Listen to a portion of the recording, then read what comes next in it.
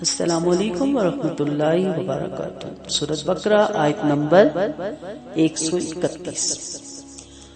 اذ قال لہ ربہ اسلم، جب کہا اس کو اس کے رب نے فرما بردار ہو جا۔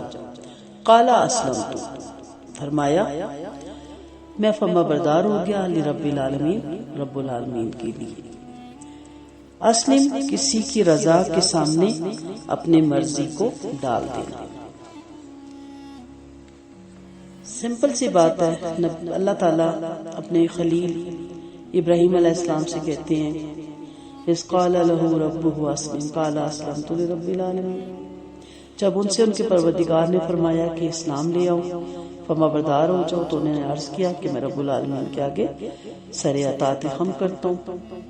اللہ تعالیٰ نے آپ کو اخلاص اور اطاعت فرما برداری کے بجا لانے کا حکم دیا، تو آپ نے شرعاً اور قدرتاً اس سرے ہمیں تسلیم کر دیا۔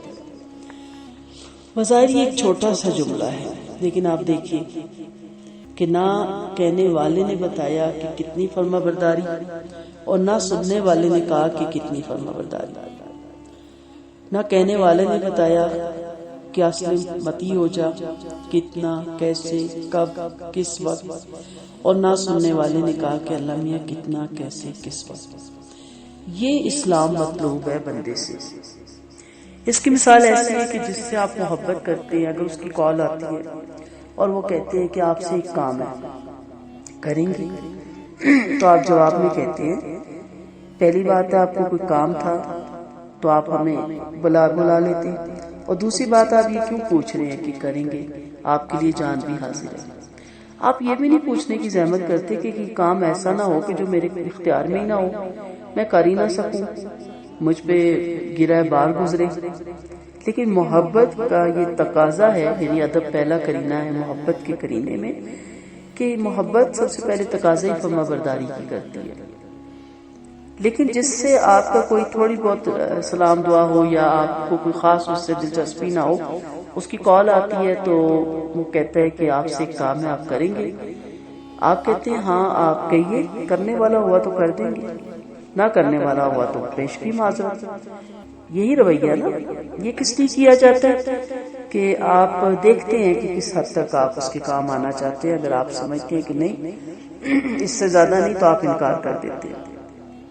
کیا خدا نہ خاصہ یہ معاملہ ہم اپنے رب سے تو نہیں کرتے کہ ہاں اللہ آپ کے حکم ہم مانیں گے، پر اتنے جتنے ہمارے نفس پہ گرانا گزرے، دیکھیں گے مانا بھی جا سکتا ہے کہ نہیں، نعوذ باللہ، اگر وہ ماننے والے تو مان لیں گے۔ سخت باتیں ہیں نا، لیکن روح کام چاہتی ہے۔ اور رب سے محبت ہو تو پھر کیا ہے؟ جو رب کہے۔ سورۃ دوسرا پارہ کہاں سے شروع ہوتا ہے؟ مڑ جاؤ، تولد، مڑ جاؤ، ادھر مڑ جاؤ، ادھر مڑ جاؤ۔ اصل آپ کا اس وقت امتحان ہے کہ آپ اللہ کے حکموں کے مطابق مڑتے ہیں یا کھڑے ہو کے سوچتے ہیں۔ اس وقت آپ دیکھیں کتنے لوگوں نے موڑ کاٹ لیا، بغیر پوچھے نماز میں رخ چینج کر لیا، اور کچھ اپنی ایڑیوں کے بل واپس پلٹ گئے۔ تو یہ اسلام مطلوب ہے، یہ مسلمان مطلوب ہے، یہ محبت مطلوب ہے۔ قال اسلمت لرب العالمین، یہ نہیں پوچھنا کہ کس میں فرما برداری کروں گا، کتنی اطاعت کروں گا۔ حضرت ابراہیم علیہ السلام کی طرح اسلمت لرب العالمین۔ ابراہیم علیہ السلام سے ان کے رب نے فرمایا کہ اطاعت اختیار کرو، تو انہوں نے عرض کیا کہ میں نے اطاعت اختیار کی رب العالمین کے لیے۔ اس طرز بیان میں یہ بات بھی قابل نظر ہے کہ اللہ تعالیٰ کے خطاب اسلم کا جواب بظاہر خطاب ہی کے اندر ہی میں ہونا چاہیے تھا کہ اسلمت لک، یعنی میں نے آپ کی اطاعت اختیار کر لی، مگر حضرت خلیل علیہ السلام نے اس طرز خطاب کو چھوڑ کر یوں عرض کیا کہ اسلمت لرب العالمین، یعنی میں نے پروردگار کی اطاعت اختیار کی، کیونکہ پالنے والا ہی وہ ہے، رب ہی میرا وہ ہے، اس کی اختیار نہیں کروں گا اطاعت تو کس کی کروں گا؟ اس کے علاوہ تو کوئی اس قابل ہستی ہے ہی نہیں کہ جس کی اطاعت کی جائے، جس کی فرما برداری کی جائے، جس کے آگے جھکا جائے۔ ایک تو اس میں رعایت ادب کے ساتھ اور حق کے جل شانہ کی حمد و ثنا شامل ہوگی، جس کا مقام تھا یہ۔ دوسرا اس کا اظہار ہو گیا کہ میں نے جو اطاعت اختیار کی وہ کسی پر احسان نہیں کر رہا، بلکہ میرے لیے اس کا کرنا ہی ناگزیر تھا، کیونکہ وہ رب العالمین یعنی سارے جہان کا پروردگار ہے۔ سارے جہان اور جہان والوں کو اس کی اطاعت کے علاوہ کوئی چارہ کار ہی نہیں۔ جس نے اطاعت اختیار کی اسی نے اپنا فرض ادا کر کے اپنا نفع حاصل کیا۔ اس میں یہ بھی معلوم ہو گیا کہ ملت ابراہیمی کا بنیادی اصول اور پوری حقیقت ایک لفظ اسلام میں چھپی ہوئی ہے۔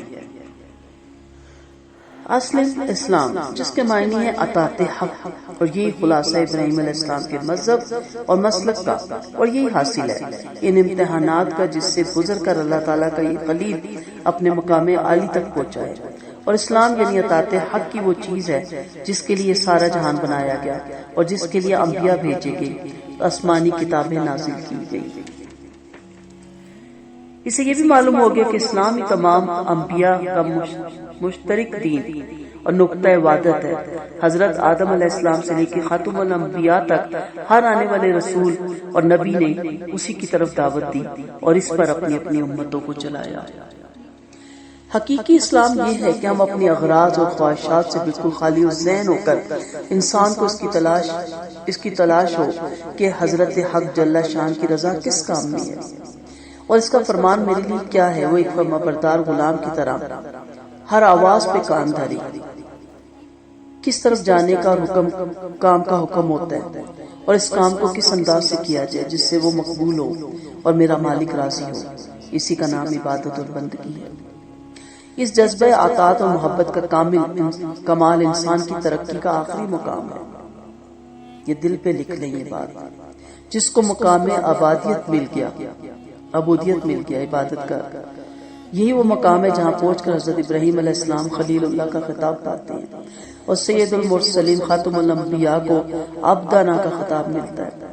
اس عبودیت اور اطاعت کے ذیلی درجات پر امت کے اولیاء، اقطاب و ابدال کے درجات دائر ہوتے ہیں، اور یہی حقیقی توحید ہے جس کے حاصل ہونے پر انسان کی خوف اور امید صرف ایک اللہ جل شان کے ساتھ وابستہ ہو جاتے ہیں۔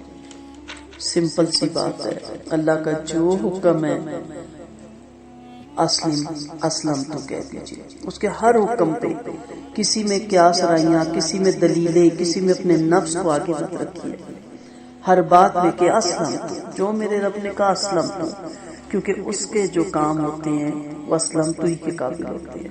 اس کا کوئی کام ایسا نہیں ہوتا جس میں ہمارے لیے خیر، بھلائی اور حکمت کشیدہ نہ ہو، اور ہمیں یہ حق بھی نہیں دیا گیا کہ ہم اس کے سوال پہ کہیں کتنا، کیوں، کیسے، کب، کہ یہ میرے سے نہیں ہوتا، یہ میرے نفس سے باہر ہے، یہ میری طاقت سے باہر ہے۔ یہ اسلام مطلوب ہے۔